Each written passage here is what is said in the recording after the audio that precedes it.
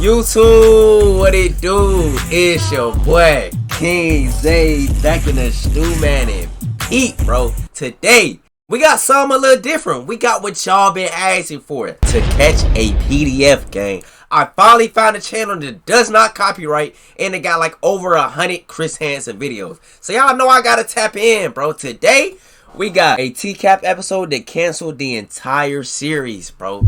So all that being said, I'm interested to see what happened in this video, bro. So let's go ahead and let peep. This iconic show has put an end to the devious lives of several, but the actions of one such sicko put an end to the show itself. Yes, that ain't George Washington, as that sounds, the Dateline NBC's To Catch a Predator literally ended after this episode aired. But before that, let's take a look at this. Whoa! What got the show canceled? This is no joke. This episode triggered some of the craziest reactions from viewers. Referring to the Predator in question, one fan said, "How does someone do this type of thing twice in 24 hours?"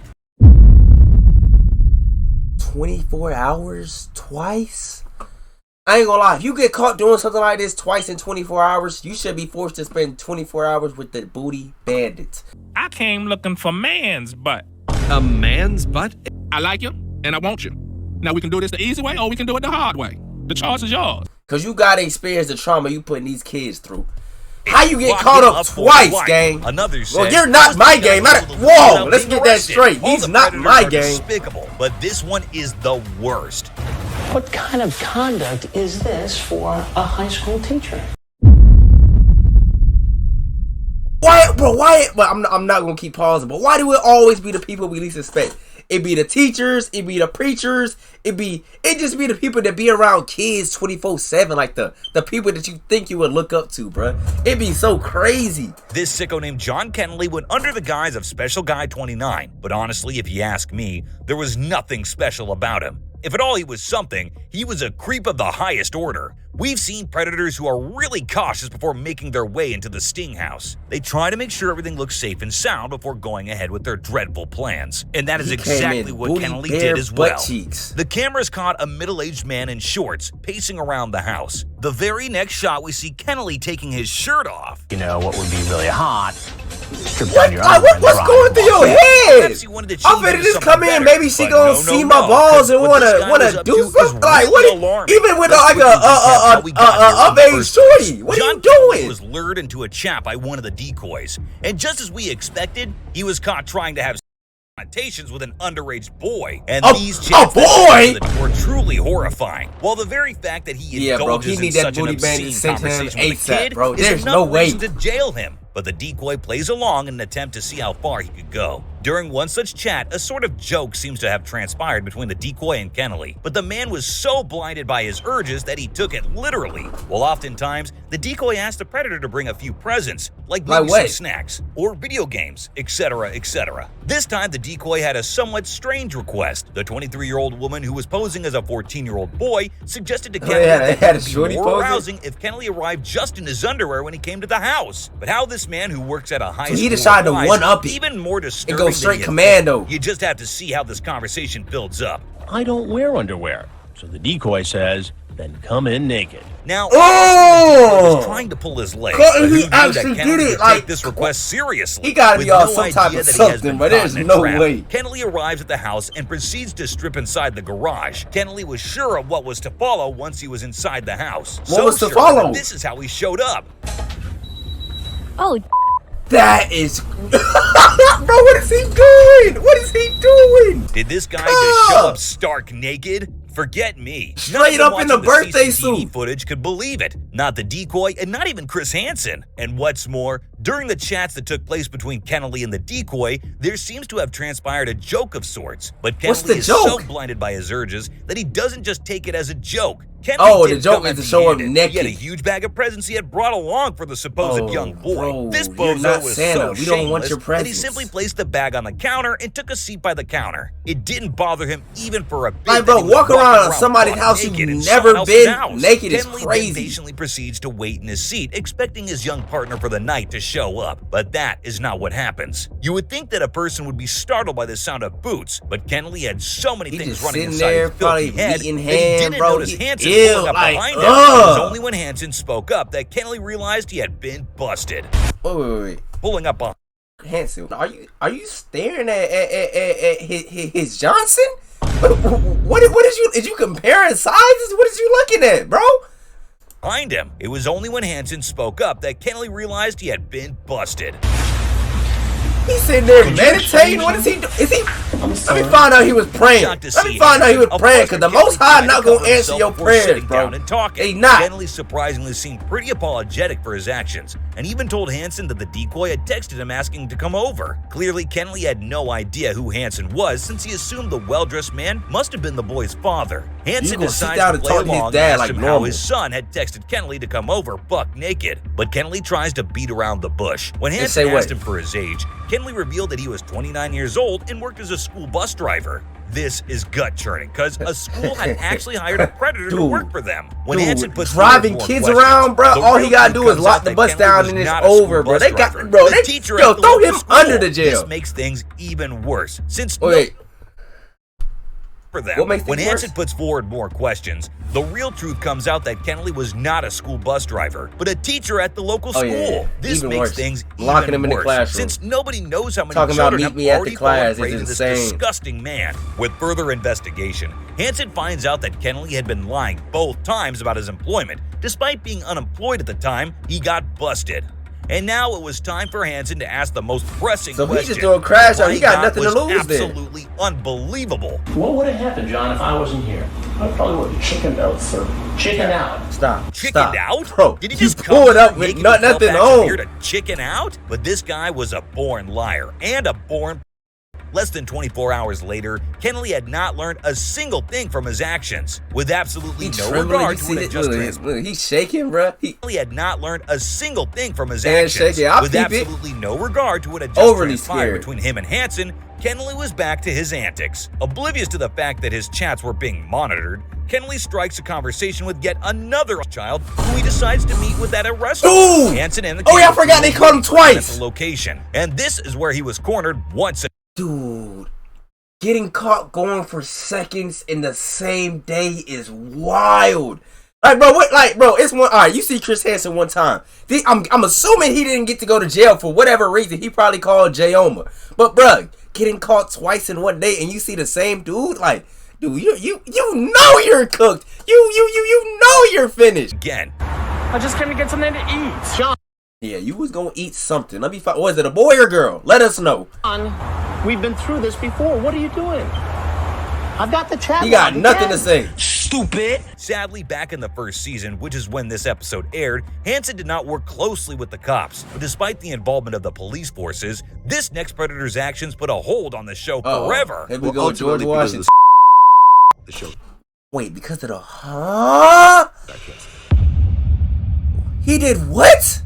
Hansen and his team were surveilling the online accounts that they had created in order to trap predators, and while this was going on, a rather concerning individual made contact with the team. The involvement of a person who holds a high position meant that this episode would rack up millions of views, and the team decided to go with it. But what they didn't know was that it would be their last predator that they were onto. The man in question is Louis William Conrad Jr., a prosecutor in the state of Texas. And this they went for the government official? Bro, they be saying y'all be weirdos up there, bro. I know it. He was the assistant district attorney. It's a mystery even to this day why a man with such a reputation would stoop so low as to try and indulge in such heinous acts, especially since the man had been a criminal defendant for the entirety of his career. But there is a very strong message we can all take home from this sting. There are perverts who turn out to be predators in all walks of life. No matter where you are and what you do, a is gonna be a till the end of his life. Now, since the man in question has dealt with criminal investigations all his life, the crew had to be extra careful so their cover isn't blown. And so, the decoy team managed to catch the attorney Louis Conrad's attention thanks to a hired actor who pretended to be an underage boy. The chats go on for about 2 weeks, and within this time, Conrad has made contact at least every day with the decoy across several phone calls. Now, let us remind you, each and every conversation that went down during these illicit phone calls were not only recorded, but also being analyzed. As the two build a rapport and get comfortable, Conrad starts to reveal his filthy desires to the decoy. The prosecutor sent to the decoy and even spoke in a manner. The man even admitted that he would lie to see the boy. Again, oh no! What the was bruh? aware that this boy he was talking to was a teen, but that did not keep him from building fanciful ideas in his head. To make sure they had the right lead and get the man punished, the decoy team were constantly in touch with the cops, and finally they settled in on a day for the much-awaited meetup at the Sting House. Oh yeah, but that's when Conrad said something fishy. Got a whiff of doubt and almost immediately bailed on the chat. And how did the team discover this? On D-Day, the team had everything in place, from the cameras to the mics to the transcripts, and even the cops. Everybody was pumped to catch the high-profile red-handed. But guess what? Conrad never showed up. Okay, so considering this man held a high position, it's obvious that he was a busy man. So maybe he simply had a last-minute errand to make, or maybe he got delayed in court. Who knows? It could be anything. All they have to do is just set up a meeting all over again. But Conrad was not busy. He had fled. The man had deliberately given the meeting a miss. He had even deleted the online account he was using. Somebody tipped him off. He already knew. He had gone off the radar. But just as I said earlier, due to the high he done ran across the country on some Diddy. Authorities had to be involved right from day one. By the time Conrad had bailed, the police were already ready with an arrest warrant for him. Yes, the very fact that he indulged is enough reason to arrest him. And so, the cops managed to get a search warrant for his house, and it was now time for them to head out and make the arrest. The cops first surrounded Conrad's place and prepared themselves for the encounter. To ensure they don't intimidate him into fleeing away, and ensure they don't intimidate him. Bro, are you seeing what I'm seeing right now? If 8 cops pull up to my house, you think I'm not gonna be intimidated? What? That's place. You should have had them folks like in hiding in the bushes or somewhere. Then when he come out, have him, you know what I'm saying? And prepared themselves for the encounter. To ensure they don't intimidate him into fleeing away, they sent in an officer who he was already familiar with. But despite knocking for a while, there was no answer from inside the house. Although Conrad's personal devices were still turned on. Looks like the cops would have to break in. Oh, they hopping fit. Yo, y'all not making him. I mean, he don't deserve to be comfortable, but bro, like, if we try to catch him, y'all we not trying. I mean, obviously, I guess we're not trying to catch him in secrecy no more. We just open with. Then managed to get inside because he about to jump out the bathroom window if y'all don't hurry. Radio silence, and this lasted for 5 whole minutes. None of the cops who entered the building found any signs of life. But this is a concerning situation, as they had just a little while earlier confirmed movement inside the house. Well, this brings us down to the only possible explanation in the given scenario. Conrad had probably already fled the scene, but things were a lot worse in reality. When Lieutenant Adana Barber walked out of the building, she had some explanations to make, and just by her body and facial expressions, it was clear that this encounter did not end well. Tensions were high. Everyone was speculating about what could have happened inside the house. Did they arrest Conrad, or did he manage to flee? The suspense had reached a boiling point. Lieutenant Barber was burdened with the responsibility of sharing the nitty-gritty details of what had transpired inside the house. What happened? She went on to elaborate in great detail how the SWAT team had successfully infiltrated the building. She said, as they made entry, they confronted the suspect. I believe he was in the hallway, and he told them he wasn't going to hurt them. And then whoa, he what? In the hallway, and he told them he wasn't going to hurt them. And then he got himself in the head? Is that what she said? I can't even wait. I believe he's in the hallway, and he told them he wasn't going to hurt them. And then he got himself in the head. Is crazy.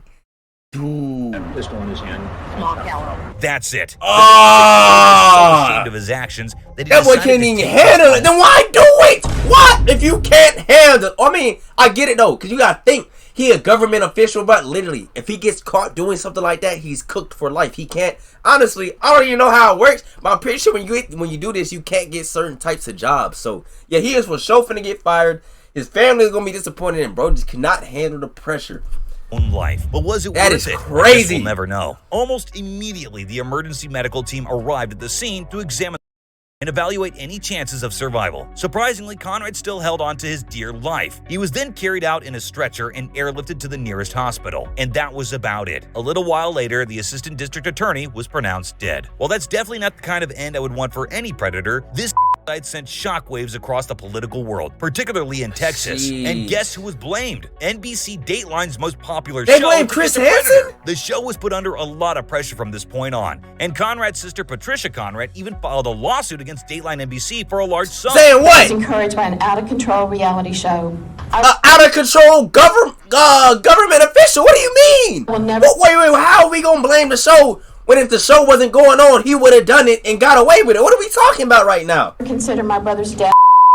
At this point, the trigger was pointed towards the entire crew of the highly dramatic television show. When Hansen interviewed one of the officers involved in the case and asked him why they hurried with the arrest, he said, "We didn't want there to be any more destruction of the records and evidence tampering things than what had already taken place." But it looks like none of the precautions worked out, as the 3 computers that were found at Conrad's home were secured by ultra-complex security features. This meant none of the contents of the 3 retrieved hard drives were accessible. As for the case, it was eventually settled in 2008 by NBC, and this meant more harm for the show than you can imagine. NBC Dateline had to shell out $105 million in an out-of-court settlement to undo Conrad's sister's lawsuit. But that was not it. The cops involved with the show were heavily criticized for improper execution of their duties. They were snubbed for being merely a player in the show and had no real law enforcement position. While on the other hand, NBC was criticized for leading police operations at the expense of safety and justice. And that is not even the worst consequence of Conrad's death. As for the lawsuit filed, none of the predators who were caught in the sting could be prosecuted. Different reasons were stated in all the arrests. So you're telling me dude who got caught twice in a day case got dismissed? Bro, what are we... No. What are we doing? No. What are we actually doing, though, bruh? He got caught twice a day and he dismissed because Buddy just couldn't handle the pressure? And all the predators managed to escape justice. Can you believe that? All the cases against the predators caught over the 3 years of the show were dismissed. 3 years As worth for of the prints. star of the show, Chris Hansen, the TV host revealed in an interview that he had absolutely no regrets in the way the entire sting operation was handled. It's a great show, and I have a lot of respect for the Dan I Abrams and the people never involved in knew it. this, bro. I never knew this. According to Hansen, although the did have an effect on the show, it was not the reason for it being pulled off the channel. In an interview, he said, "The production became very expensive. And what NBC figured out is... Yeah, I mean, they got sued for $105 million. That could be repackaged, repurposed, and re-aired for many years to come." That is facts. I'm gonna stop pausing, but y'all do be seeing the Datelines, all this still come on like TV. To me, like, this looks like if a you major catch it like every other conspiracy. weekend, Probably it do just still like come on. Conrad, there was some other high-profile dude who was involved, and before his truth is revealed to the world, he grabbed onto his opportunity and shut the entire thing down. Well, there are certainly more predators out there than you could ever imagine. I would definitely petition for the show to be back on the air. Don't you think it was a genius way to catch the predators? I'm leaving you at that. Thanks for watching, guys. Ah, man. Y'all let me know what y'all think of this entire situation, bro. I feel like, bro, honestly, bro, if they would have had like 1 to 2 cops, bro, y'all gotta think, bro, they got 10, 12, 20 cops running down, jumping over his gate. Like, bro is scared. Like, I feel like this could have been avoided if they literally just had 2 cops come in there. Hey, what you doing? Arrest his ass, jump on him when he opened the front door. Then they could have got him, and then, but dang, bro, this is dog. This is a crazy way to end the show, bro. But like I said, let me know what y'all thought of this entire situation. Let me know if y'all wanted me to react to more pred catches, bro. And all that being said, it's your boy KingZayyy signing out, man. Peace.